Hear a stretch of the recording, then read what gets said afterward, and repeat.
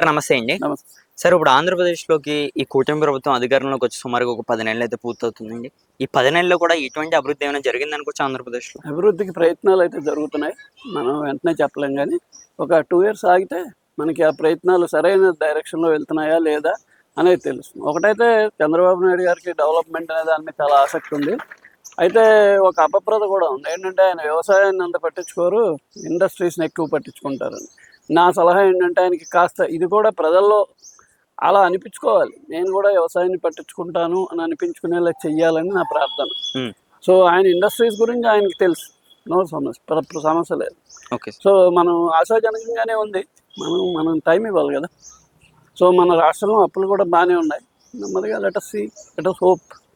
So ఒక 2 సంవత్సరాల తర్వాత మనకి ఈ విషయం అర్థం. సార్ కానీ ప్రజలందరూ కానీ కూడా నేను ఇంకోటి కూడా చెప్తున్నాను ఓపెన్‌గా. ప్రభుత్వం తన సొంత ఆస్తులు ఎలా ఖర్చు పెడుతుందో అలా ఖర్చు పెట్టాలి తప్ప దోబరా చేయకూడదనేది నా పర్సనల్ ఒపీనియన్. హ్మ్. సార్ ప్రజలందరిలో కూడా ఉన్న డౌటు ఈ కూటమి ప్రభుత్వం అధికారంలోకి రావడానికి మెయిన్ కారణం సూపర్ సిక్స్ సార్. కానీ ఇవి ఇంకా అమలు చేయలేదని కూడా మాట్లాడుతున్నారు. దీనికి కారణం ఏమనుకోవచ్చండి? డబ్బు ఉండాలిగా. హ్మ్. డబ్బు అవసరం.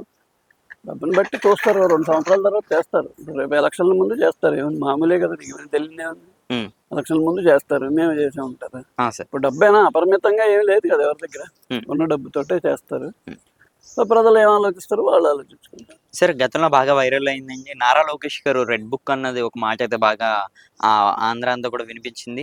దీనికి సంబంధించి అరెస్టులు కూడా జరుగుతున్నాయి అంటున్నారు. ఒక పెద్దవారుగా మీరేమంటారండి? అంటే గత ప్రభుత్వం కూడా అంటే నా సలహా ఏంటంటే 2 పార్టీలు కూడా ఈ విషయాన్ని పక్కకు తోసి అభివృద్ధి పదంగా ఇద్దరు చర్చలు చేసుకుని అసెంబ్లీలో కానీ ఎక్కడైనా ఇద్దరు చర్చించుకుని ఏది మంచిదో ఒక కామన్ పాయింట్కి వచ్చి చేస్తే బాగుంటుంది. ఇవి వస్తాయి పోతాయి ఇవన్నీ అవన్నీ వదిలేయాలని నా అభిప్రాయం. సార్ అంటే గతంలో కూడా వైసీపీ నాయకులు టీడీపీ వాళ్ళని అరెస్ట్ చేశారంటే అప్పుడు అదే అప్పుడు అది అంటే ఒక రౌడీ రాజకీయం అన్నారు. కానీ ఇప్పుడు మరి ఈ కూటమి ప్రభుత్వం ఏ విధంగా తీసుకొచ్చండి? అంటే అంటే సపోర్ట్ చేసే కార్యకర్తలు వీళ్ళందరూ ఊరుకోరు.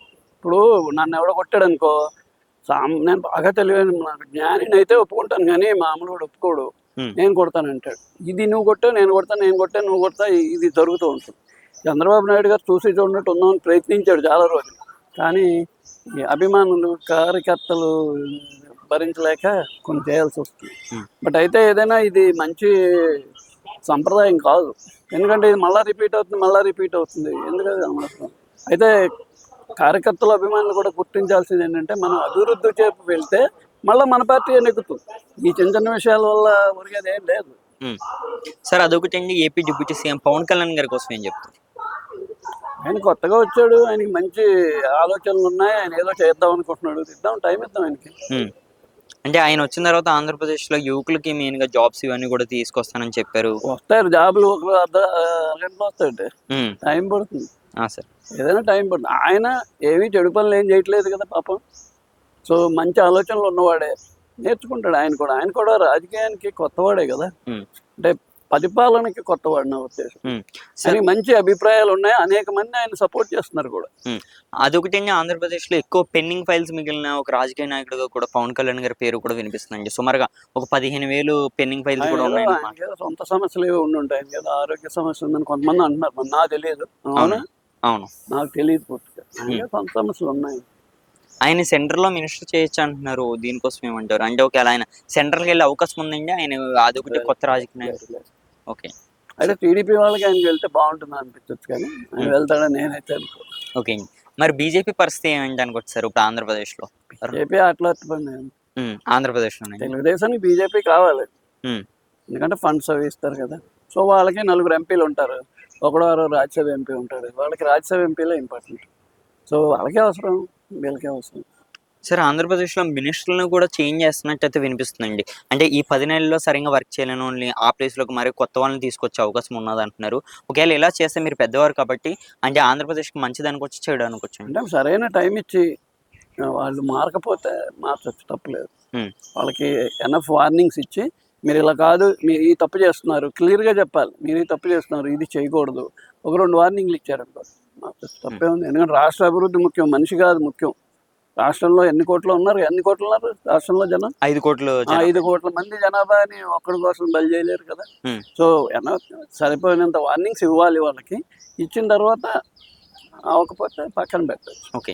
సరే జగన్మోహన్ రెడ్డి గారి పరిపాలనకి, ఇప్పుడున్న కూటమి పరిపాలనకి తేడా అంటే డిఫరెంట్ ఏంటంటే మీ అభిప్రాయం ఏంటి? జగన్మోహన్ రెడ్డి పరిపాలన, జగన్మోహన్ రెడ్డి ఏంటంటే పరిపాలన అంటే పేదవైపు వాళ్ళ వైపు ఉన్నామని వస్తారు. ఈయన ఏంటంటే ఇండస్ట్రీస్ అవి తీసుకొచ్చి జాబ్స్ క్రియేట్ చేద్దామని ఈయనకి వస్తారు. ఎవరేం చేసినా 5 సంవత్సరాలు ఎవరికి సరిపోదు.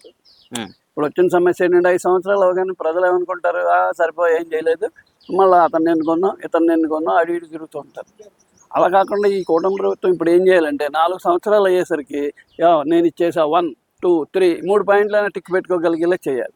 అన్నీ సగం సగం చేస్తే ప్రజలు ఏమంటారంటే ఏం చేయలేదు. అంటే చేయడమే కాదు, చేసినట్టు కనిపించాలి, అది కూడా ముఖ్యం. Okay sir. 5 సంవత్సరాల్లో తిరిగిపోతుంది కదా.